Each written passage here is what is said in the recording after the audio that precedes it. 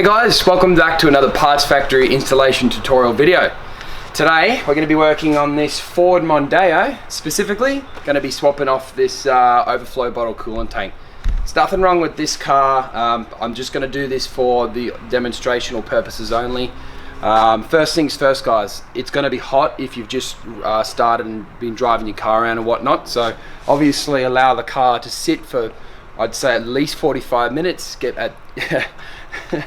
Oh, by the way guys, before you do get started, make sure, safety first. We've got our hard hat on today, so you know, just in case you bump your head, this is a very low bonnet, so got the PPE protection on. Anyway, back into it. Another thing you got to watch out for is obviously the scalding water that we're actually going to be ejecting from this bottle here. Mixing it up guys, I'm showing the world a bit more of my personality. This is kind of the way we act every day, so anyway, it's still going to be the same thing. I'm going to show you how to do it properly anyways. It's super duper easy. This is about a 5-minute job. Don't forget you're going to need a bit of coolant to chuck back in the car, but other than that, couple clips, literally a hose clamp, bang bang, done. So let's jump straight into it. Right, so first things first, we've got an 8mm back here. It's the only bolt that actually holds the bottle to the car itself, other than this little clip. But yeah, we're just going to undo this 8mm. Lefty loosey. You're going to get going real fast though, real fast. Ah! Got it. No, that's a long bolt. Preferably use an electronic wrench if you've got one. But yeah, make sure when you grab this bolt, you don't drop it. You should be right to just stick it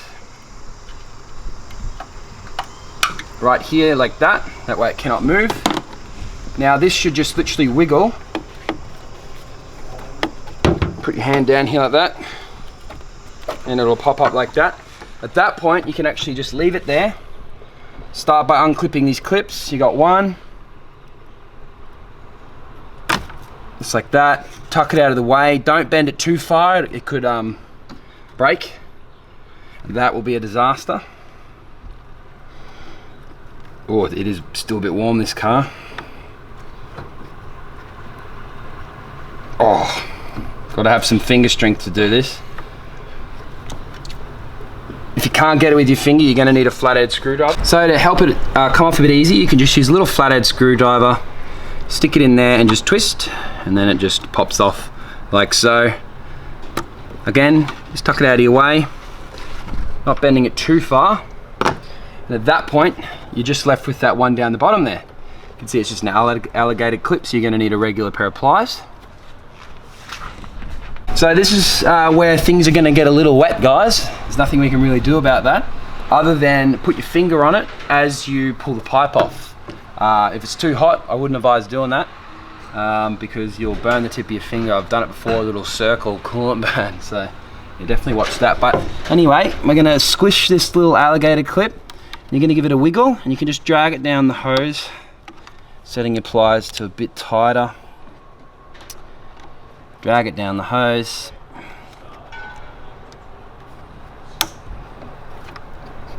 There you go there.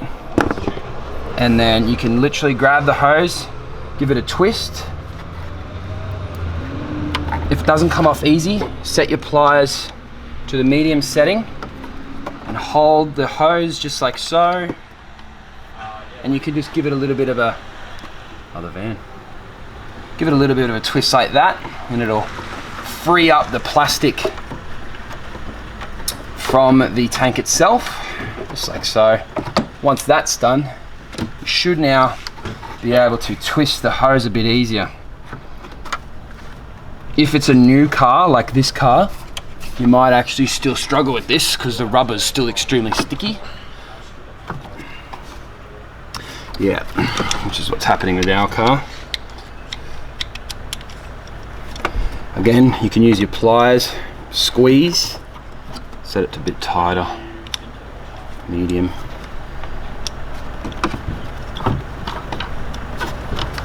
Squeeze and twist. Use the pliers to free it up. We're going to slowly drag that off and pop it like that. That's very hot water, so I'm not going to put my finger on that.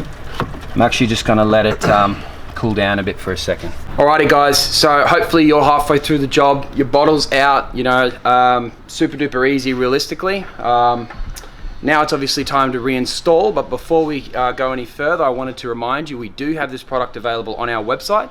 I'll chuck the link in the bottom of the video, top your left hand of the screen, and that way you can click on it, head over to the product. I think it's like $68.30, free express Australia wide, so you really can't go wrong with that. Alrighty guys, let's get back into the install. Alrighty guys, so I've obviously left the same bottle in. As I said, there's nothing wrong with this one. So I'm just going to chuck this hose straight back onto the bottle. As you can imagine, it's the same thing what you'll be doing when you throw your new bottle in. And of course, we've got our little hose clamp. You drag it up, putting it back into place. And then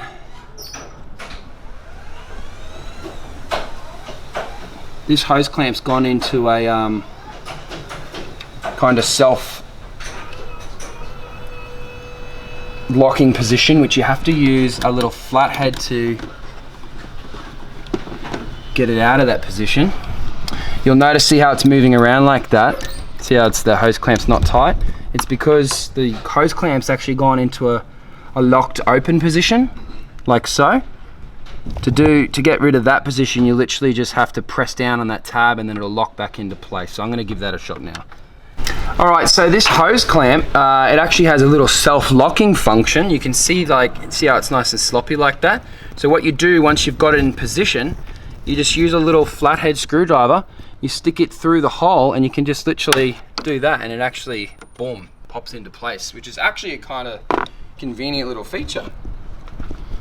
All right, so once your bottom hose is back on, I've clipped the bottle back into place. Of course, you can bring your two little hoses here and obviously click them into place. The longer one goes on the left and the shorter one goes on the right.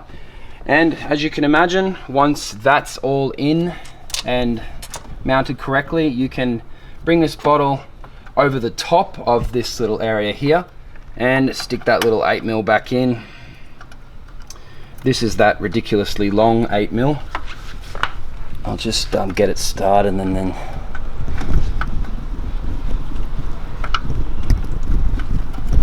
yeah, so that's started now. So after this, obviously we're going to go and get a little ratchet and ratchet it tight. But other than that guys, you then put coolant in it, start the car with the cap off, let it circulate. The air will actually self-prime out of the system. Of course, once it starts to get up to operating temperature, cap on, make the fluid will then suck through additionally. You can then choose to turn it off, let it cool down again, top it back up to the level which is indicated on the side of the bottle, and therefore, yeah, that would be job complete, guys. Make sure the cap's nice and tight, and that's it. It's literally job complete. Alrighty guys, thanks for watching another Parts Factory installation tutorial video. If you have appreciated the work we've done for you today, I'd love if you could give the video a thumbs up. And of course, it helps me out if you subscribe to the channel.